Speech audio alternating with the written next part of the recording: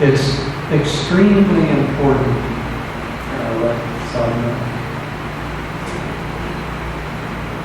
It's extremely important to take time away from busy schedules, away from the routine activities that we do all of the time, and focus for a period of time just on our spiritual life. If we don't do that, we may not understand what's wrong, but we will feel that something is wrong.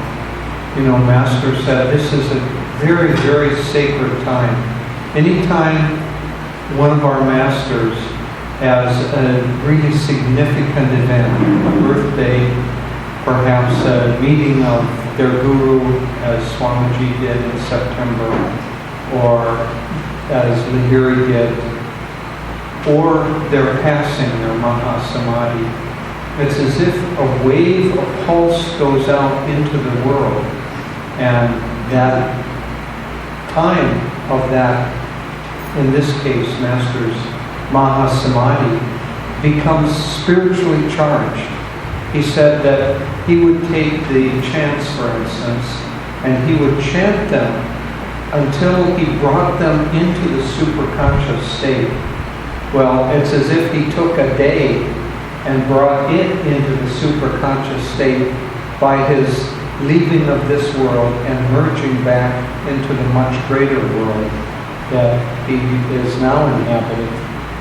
And so that tuning in to that vibration of his Mahasamadhi or his birthday or any of these great souls is very, very important because it empowers us to go deeper. It's a little bit like we're up in a yacht or a sailboat trying to sail as well as we can. But every once in a while, a big gust of wind comes and pushes us much faster. Well, when that gust of wind comes, it behooves us to have all of our sails up, because we can make real progress then. And so it is now. During this weekend, we should have all of our spiritual sails open.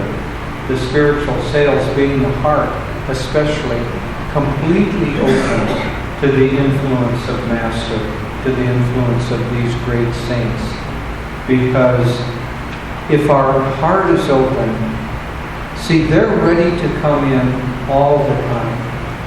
It's we who have to open ourselves up, as Master said to one of his disciples who he told that he needed to change and to be less light-minded.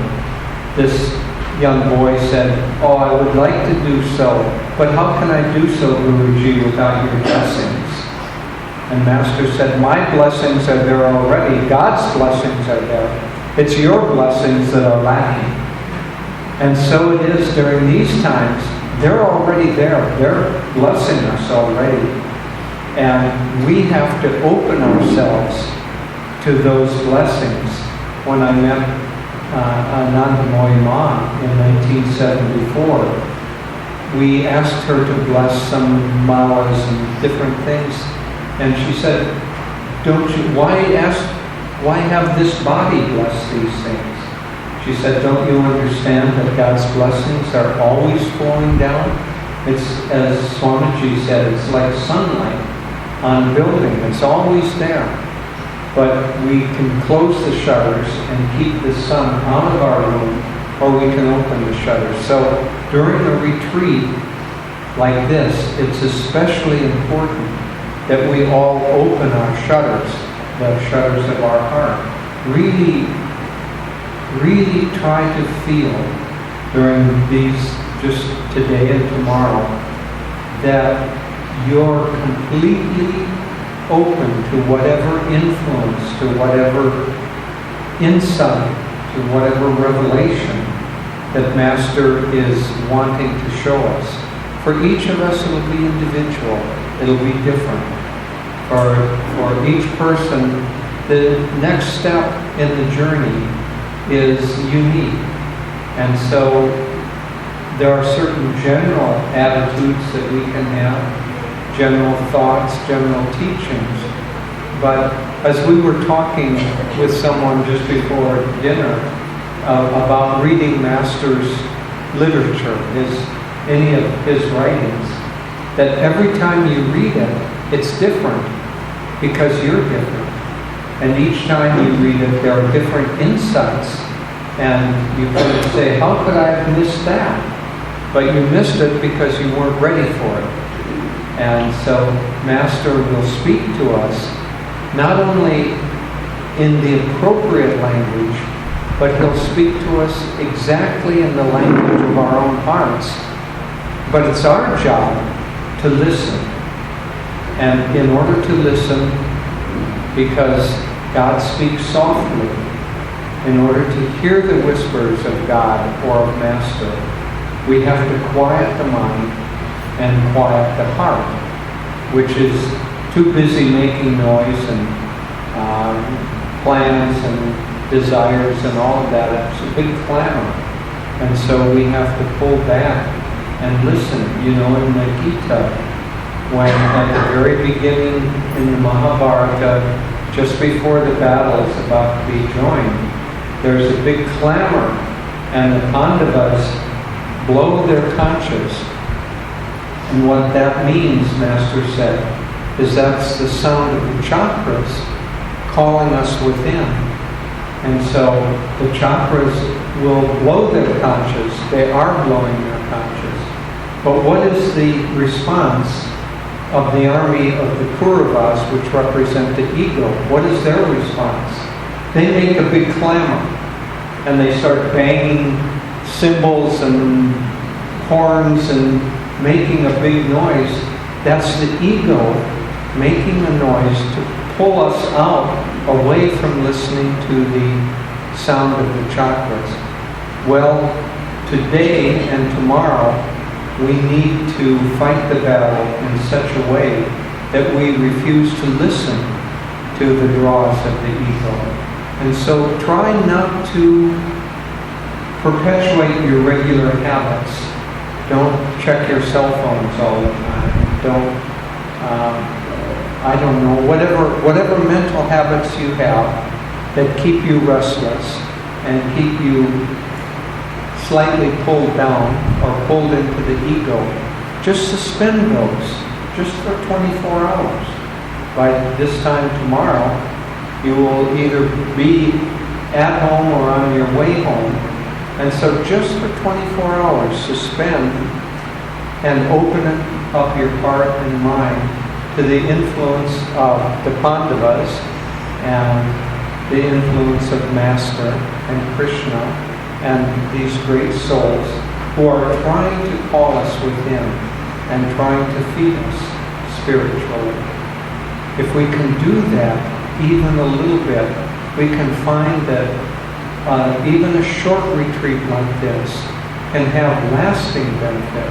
Many of you went to Babaji's cave with us, and I suspect that every one of you who did that feels a lasting effect from taking that trip. And it isn't just the travel, it isn't even just the holy spot. It's the fact that you calmed yourself, made an effort, and opened yourself in order to receive. And that reception of the divine is what moves us ahead. I'll just end by saying that try to keep quiet, if not in silence, at least not chattering all of the time. Master sometimes would go on retreat and he would take a small group of people with him. He had an extremely busy life, as you all know. And so occasionally he would try to get away from that. That's why he got a retreat in the desert. He would go out to the desert and be away from the busyness of Los Angeles and all of the responsibilities. And he could write, but also occasionally he would go on a retreat even from that kind of work. And there's a very beautiful place near his desert retreat called Palm Canyon. And it's a natural stream that runs from a spring in the desert. And from that grows a beautiful grove of palms that come perhaps for a mile or so as they grow on either side of the stream. And Master would go to that place and camp out and stay there. And he would bathe in the little stream and wash his hair and sit on a rock so his hair would dry and he would meditate.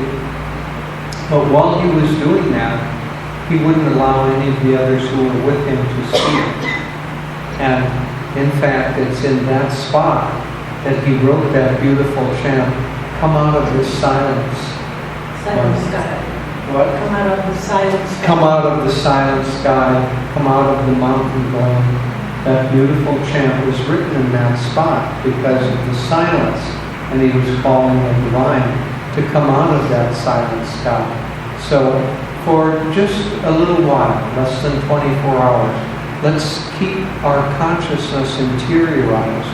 And if not completely silent, at least let's keep both the tongue and the mind from chattering away. And keep open to the influence of the divine, open to Master, especially as the special day is dedicated for. And if we do that as an individual and have 70 or 80 of us as individuals all doing that, it will create a great magnetic power that will draw the presence of Master and the uplifting consciousness in a much greater, much more potent way.